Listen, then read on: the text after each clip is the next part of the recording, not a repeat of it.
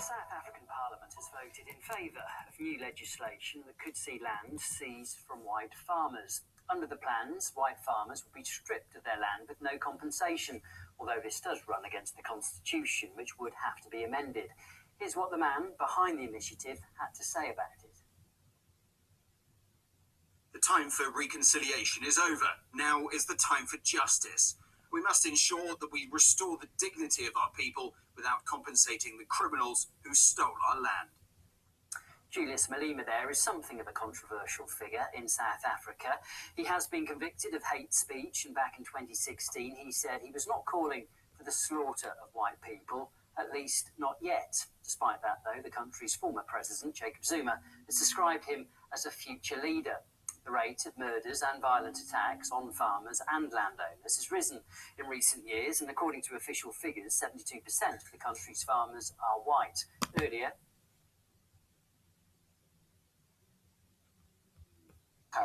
we all visitors to South Africa, including the black tribes of South Africa that came from the north. That is well documented. How they came in and they killed each other for the land and took the possession of the other black tribes.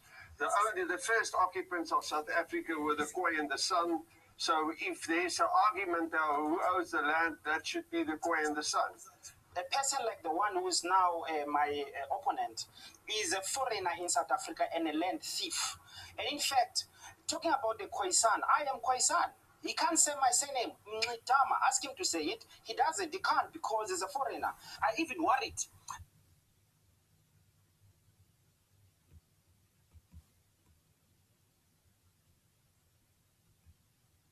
See this, I'm holding in front of me, that is the issue. If this goes on, investment in this country would stop. People won't invest in the country. We'll go the same way as Zimbabwe. There won't be production. And then we'll have a Arabic Spring in South Africa about food that's not available to the people of South Africa. Okay, guys. So, okay. All right, so I wanted to do this video here because it piggybacks on a video that I did just a few moments ago. This is a topic that many of you probably already heard about. It's nothing really hidden. I heard about it a while ago, a few weeks back, but I wanted to share it because it just goes to show, well, for one, it piggybacks on what I was saying earlier about the things changing, life changing, the world changing, Israelites, blacks being back on top where we belong and being the head and not the tail, above and not beneath. But anyway, this video, I had to chop it up because I didn't want to show the whole video. I don't want any copyright issues. But then also I wanted to just get right to the key points that I wanted to point out and talk about. First of all, the way they are painting this in the media is a typical example of how whites control the media or try to control you through media, you being the viewer through media. Because at the beginning, the guy was talking and making this guy here, Julius Malema, out to sound like he's such a detriment to society. Now, I am not in any way saying that they should go out there and start killing people. I'm not down for that. But I do know that when the Messiah returns, he's going to be slaying some people, some enemies, but I'm not promoting that. And I'm not saying, I can't speak for how he feels. He feels the way he feels for his reasons, and that's his business. But I'm not promoting to kill people. But he said that, he's not promoting that, at least not at this moment. But the news media guy went ahead and wanted to go ahead on and paint all these little stupid graphs about, look how violent, they're being, and the attacks is happening to white folk and yada, yada. I'm not saying that this is happening, but I just hate the way white people, some at least, most, are very slick in how they act and always want to be crafty and cunning on how they act. Just like Psalm 83 says, taking wicked, crafty counsel against us. The other thing I wanted to point out is the white guy that was speaking with the Khoisan gentleman and how he was talking about, what was his point? Oh, he was trying to point out how blacks came down from the northern parts of South Africa and came in and killed some black people and took over. Yada, yada, yada. Okay, that happened. Yes, that's right. That's documented in history. It is. I learned about that myself. That is part of, life. I mean, if you think about the fact that they're Israelites, that's how we conquered. That's how we came into a land, and the Most High would say, "Hey, don't leave anybody. You know, take over, whatever. This is your land." But the thing about it that I don't like is that how, once again, Crafty Counsel, he used that as an attempt to negate what his people did. The people that came from his bloodline did. They came in, took over, killed with no questions asked, didn't belong there, had no reason being there other than just to kill and oppress, destroy. Okay. And then he wanted to take, oh, look what the black people did it too. And I'm like, that's completely negating the fact of why you were there and why you came in there to kill and destroy. Now, I'm not one that, promotes killing and nothing like that, but that is part of war. That's part of expansion. That's just life in that region. But it's different from what whites did in South Africa, what whites did in the Americas, what whites did, period. It's totally different. And then the last thing that I wanted to point out is that he said basically, so many words if I understood him correctly, if white people are are not in control, so to speak, then it's going to end up like Zimbabwe. And I think what he was referencing was that Zimbabwe, they, got rid of imports and things of that nature, and their economy kind of went down, and now they're having to rebuild. And he was saying, it's going to be the same thing down here. People are going to not want to invest. Da, da, da, da.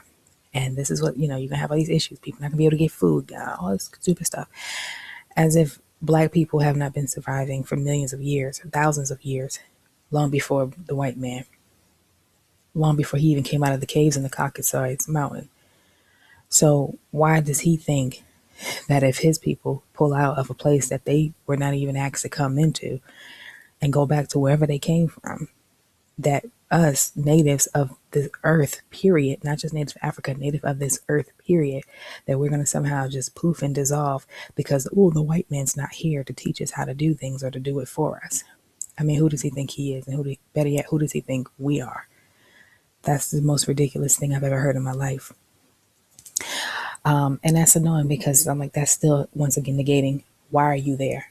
And why did they ask you to come? Were you the great white hope that came in and saved them from desolation? Were they down there struggling and they needed help and you came in and said, we can be of help to them? No, they were doing just fine without you. You came in because you saw something you wanted and you didn't ask no questions and you didn't belong there and you took over. Still kill and destroy. This brings me to my next point. Now, I haven't done a whole lot of research on this. I don't know why this takes so long to load now. But anyway, it says there in this article, I just heard it once or twice. But, anyway, I don't know where it's going to end up at. Basically, I don't know how far it's going. But this article says that thousands of people, white people, South Africans, signed petition asking Trump to let white farmers in South Africa migrate to the U.S. after the country votes to force them off the land. So I don't know what's going on with that. As you can see, it's fairly recent, but still a few weeks ago. And I'm not going to read the article. This page is acting crazy and getting on my nerves, but I just wanted to point that out. There's a better way. Canine Advantage. Anyway. But I just wanted to point that out. But I think, once again, Crafty Counsel, now they're trying to, if that's 100% accurate, that article is stating that they're trying to petition Trump to allow them to come into America so they can have a place of refuge, so they can have a place where they can, escape all their evil deeds because they're being oppressed and persecuted. I'm just trying to figure out why y'all can't go back where y'all came from. Why you got to come to the Americas? I mean, seriously, now I'm not over here promoting America and saying, like I got some kind of rule here because blacks ain't liked over here either. But I just don't understand why they can't just go home, and why would they even think to go to Trump? Like, what would he have to do with things that's going on at the affairs of South Africa? I don't even understand that, but I thought that was interesting. Anyway, but my point of the matter is I wanted to show this because it piggybacks on what I said in my other video. I just think that it's time for them to go back home. I don't feel pity for them at all. That's just how I feel. So I'll see you guys in the next video. Shalom.